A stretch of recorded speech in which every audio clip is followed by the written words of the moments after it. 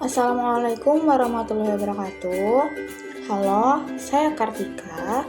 Selamat datang di video pembelajaran sejarah yang dimana topik kita kali ini yaitu meneladani jejak langkah ulama Indonesia yang mendunia. Nah, Indonesia melahirkan banyak ulama yang tidak hanya berperan di negeri, tetapi juga diakui di dunia. Mereka berdakwah, menulis karya ilmiah, dan membangun peradaban Islam yang damai dan berilmu. Setelah mempelajari materi ini, peserta didik mampu yang pertama memahami peran ulama Indonesia, yang kedua mengenal ulama Nusantara yang mendunia, yang ketiga meneladani nilai perjuangan dan keilmuannya, dan materi ini mengajak kita mengenal tokoh ulama Indonesia yang sekaligus meneladani sikap dan perjuangan mereka dalam kehidupan sehari-hari. Selanjutnya, peran ulama di Indonesia. Yang pertama, sebagai pendidik dan pendakwah. Yang kedua, penulis kitab keislaman. Yang ketiga, mufti dan penasehat kerajaan. Yang keempat, pejuang bangsa dan pemersatu umat. Nah, ulama Nusantara di sini berperan penting dalam agama, pendidikan, sosial, dan politik. Mereka menjadi teladan dalam membangun masyarakat yang religius dan berakhlak. Selanjutnya, ulama Indonesia yang mendunia. Terdapat 7 ulama Nusantara, yaitu 1. Hamzah Al-Fansuri, yang kedua Nuruddin Ar-Ranyiri, yang ketiga Syekh Abdul Rauf Al-Singkili, yang keempat Syekh Yusuf Al-Makassari, yang kelima Abdus Hamad Al-Palimbani, yang keenam Syekh Nawawi Al-Bantani, yang ketujuh Muhammad Sholeh Darat. Nah, ketujuh ulama ini berasal dari berbagai daerah di Indonesia. Namun, pemikiran dan karyanya dikenal oleh bangsa dan mancanegara. Nah, mari kita bahas satu persatu ketujuh tokoh tersebut. Yang pertama ada Hamzah Al-Fansuri. Yang pertama, riwayat hidupnya. Hamzah Al-Fansuri adalah ulama dan sastrawan Melayu yang berasal dari daerah Bansur, Barus, dan menguasai banyak bahasa sehingga karyanya menjadi contoh bahasa Melayu terbaik pada masanya. Yang kedua, teladan yang dapat kita contoh. Ia menjadi teladan dalam keluasan ilmu, penguasaan bahasa, serta kontribusinya besar dalam sastra dan tasawuf Islam. Yang ketiga, karya tulisnya. Hamzah Fansuri dikenal sebagai perintis syair Melayu, bertema tasawuf dan penulis karya prosa keislaman yang berpengaruh dalam perkembangan sastra di Nusantara.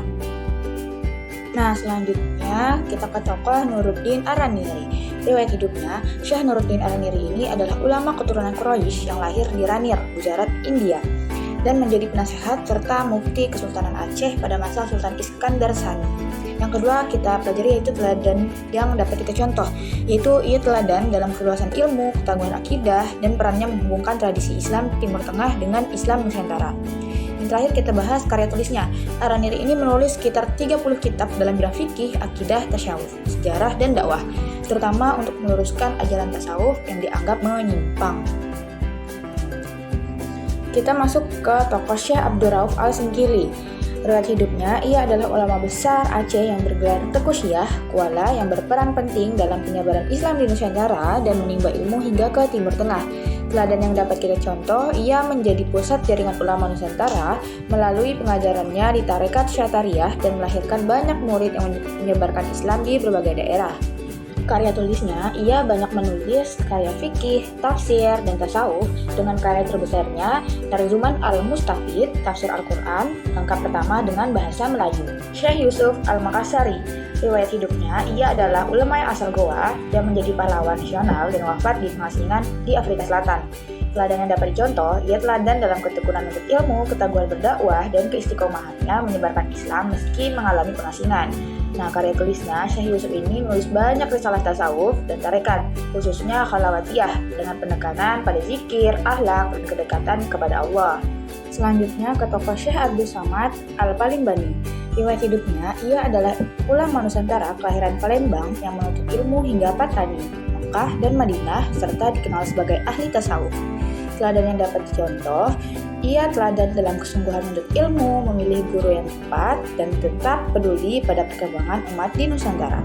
Karya tulisnya, Syekh Abdul Samad ini menulis banyak karya tasawuf, terutama Hidayatus Salikin dan Syiarus Salikin, hingga kini masih dipelajari. Syekh Nawawi Al-Bantani. Riwayat hidupnya, ia adalah ulama besar asal Banten yang menjadi imam Masjidil Haram dan dikenal dunia dengan gelar Sayyidul Hijaz. Teladan yang dapat dicontoh, ia teladan dalam ketekunan menuntut ilmu, mengajar di Haramain, serta mengharumkan nama Indonesia melalui keilmuan dan akhlaknya.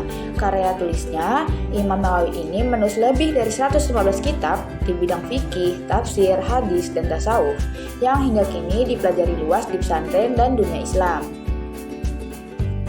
Tokoh yang terakhir yaitu Muhammad Saleh Daran. Riwayat hidupnya, ia adalah ulama besar Jawa dari Semarang yang menjadi guru dari banyak tokoh nasional, termasuk Kiai Haji Hashim Asy'ari, Kiai Haji Ahmad Dahlan, dan Raden Ajeng Kartini. Teladan yang dapat dicontoh, ia teladan dalam kesungguhan menuntut ilmu, berguru hingga ke Timur Tengah, serta kepeduliannya pada pendidikan umat termasuk kaum perempuan.